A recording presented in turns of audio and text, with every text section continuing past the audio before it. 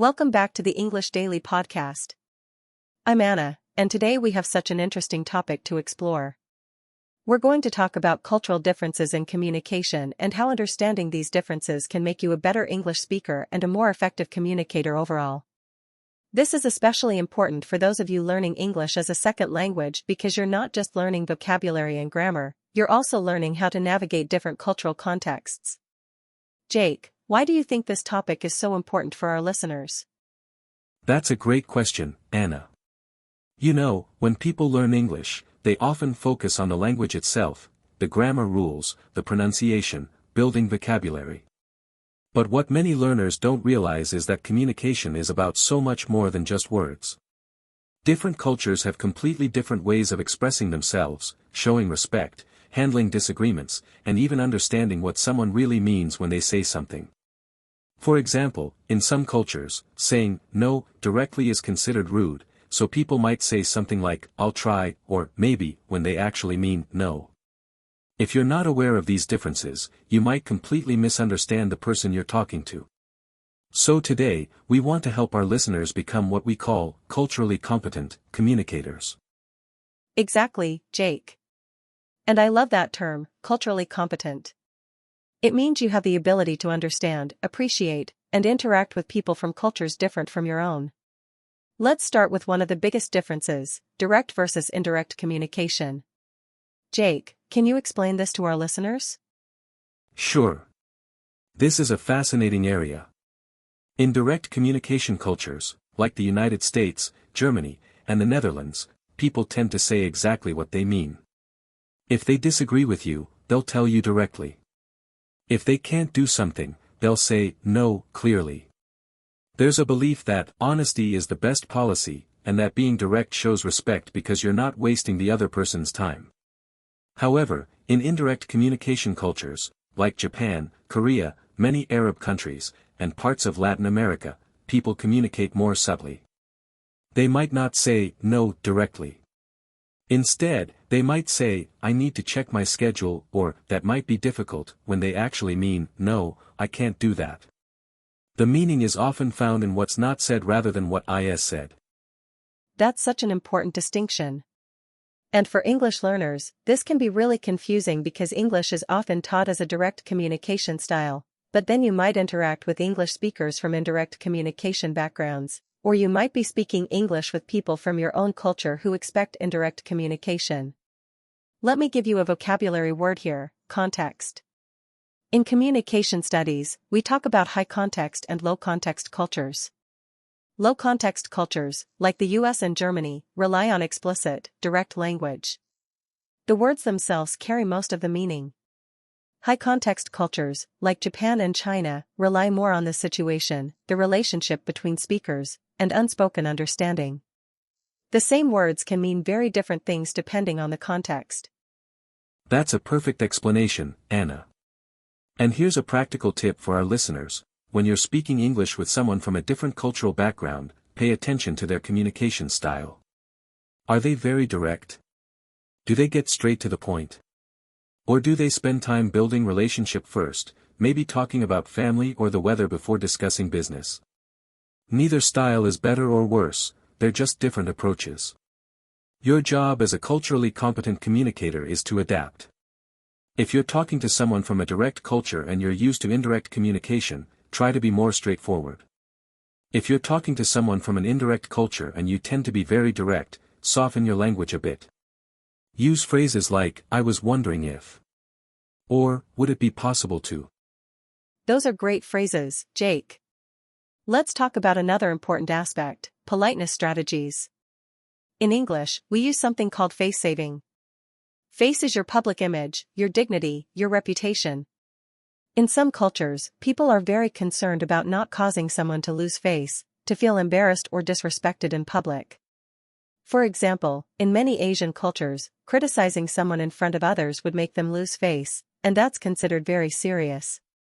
In English-speaking cultures, especially American culture, people might give critical feedback more openly, even in group settings, because there's a belief that constructive criticism helps everyone improve. But even within English-speaking cultures, there are differences.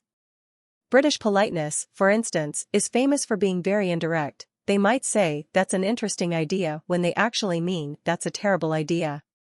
Australians have what we call tall poppy syndrome, where they cut down people who seem too confident or boastful. That's so true, Anna. And this connects to something called power distance.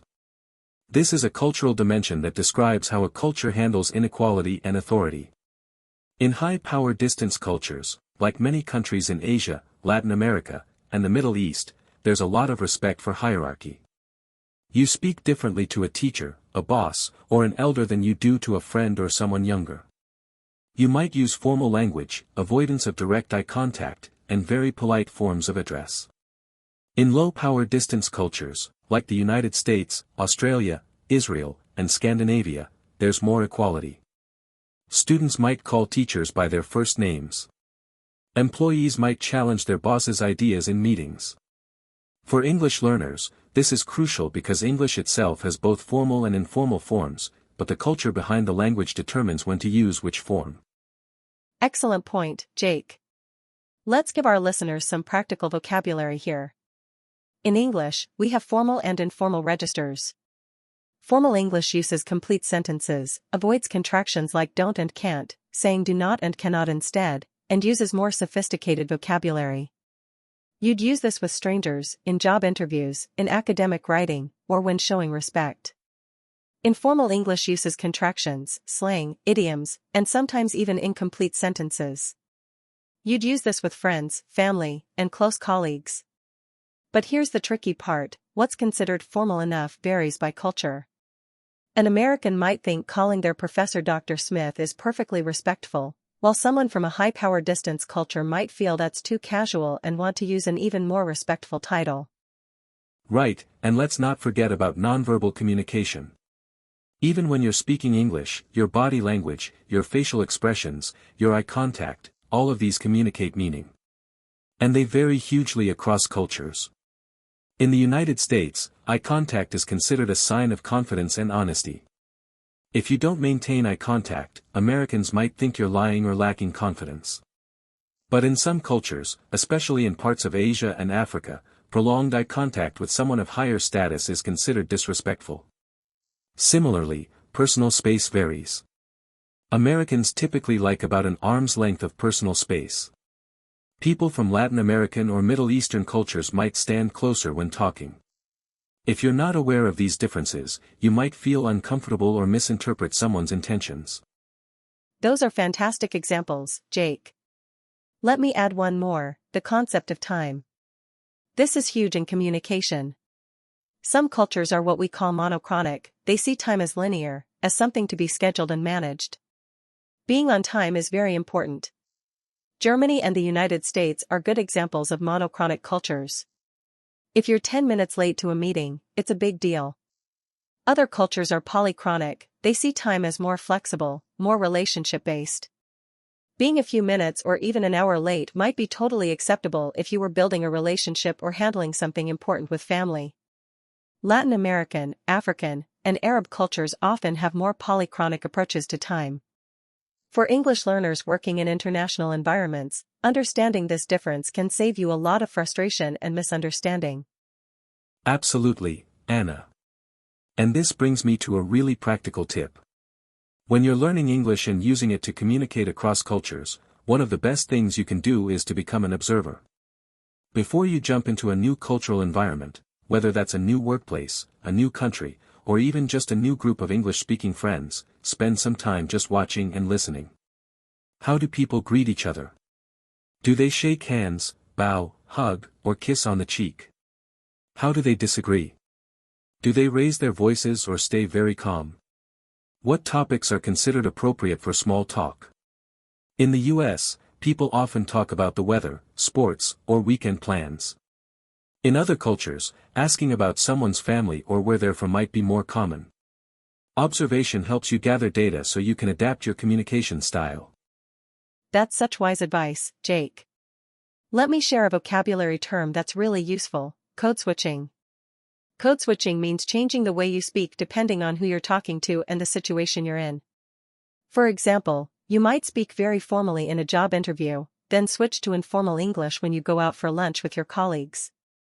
Or if you're bilingual, you might switch between English and your native language. Code switching is a skill, and the more culturally competent you become, the better you'll be at it. It's not about pretending to be someone you're not, it's about being flexible and respectful so that your message is received the way you intend it to be. Well said, Anna. I also want to mention something that's really important for our intermediate English learners: don't be afraid of making mistakes. A lot of learners worry that if they use the wrong level of formality or if they misunderstand a cultural cue, they'll offend someone. And yes, that can happen. But most people are very understanding, especially if they know you're learning. If you realize you've made a cultural mistake, just apologize sincerely and ask about it. You could say something like, "I'm still learning about cultural differences. Could you help me understand what's appropriate in this situation?" Most people will appreciate your effort and willingness to learn. In fact, showing that you care about cultural differences often builds stronger relationships than if you never made any mistakes at all. That's a perfect note to end on, Jake. So let's recap what we've covered today. First, we talked about direct versus indirect communication styles and how different cultures express agreement, disagreement, and refusal differently. Second, we discussed high context and low context cultures, how much meaning comes from the words themselves versus the situation and relationship. Third, we covered politeness strategies and the concept of face in communication. Fourth, we explored power distance and how different cultures handle authority and hierarchy. Fifth, we talked about nonverbal communication, eye contact, personal space, body language. Sixth, we discussed cultural approaches to time, monochronic versus polychronic. And finally, we shared practical tips: observe before you participate, practice code switching, and don't be afraid to make mistakes and ask questions. Those are all the key points, Anna. And if you're listening to this and you want to practice culturally competent communication, here's a challenge for you. This week, try to have a conversation with someone from a different cultural background than your own. It could be a classmate, a colleague, or even someone you meet at a coffee shop. Pay attention to their communication style. Are they direct or indirect? Formal or informal? How do they show respect? And then try to adapt your style slightly to match theirs. It might feel uncomfortable at first, but that's how you grow as a communicator. Remember, communication is not just about speaking perfect English, it's about connecting with another human being. Wonderful challenge, Jake. And to our listeners, thank you so much for joining us today on the English Daily Podcast. We hope this episode helps you become more confident not just in your English skills, but in your ability to communicate across cultures. If you enjoyed this episode, please subscribe to our podcast so you never miss a new lesson. We release new episodes every day with practical tips, vocabulary explanations, and engaging conversations just like this one. You can also find transcripts of our episodes on our website if you want to follow along while you listen. Keep practicing, keep learning, and remember, every conversation is an opportunity to grow. See you next time. Thanks for listening, everyone. Keep speaking, keep learning, and keep connecting across cultures. Bye for now.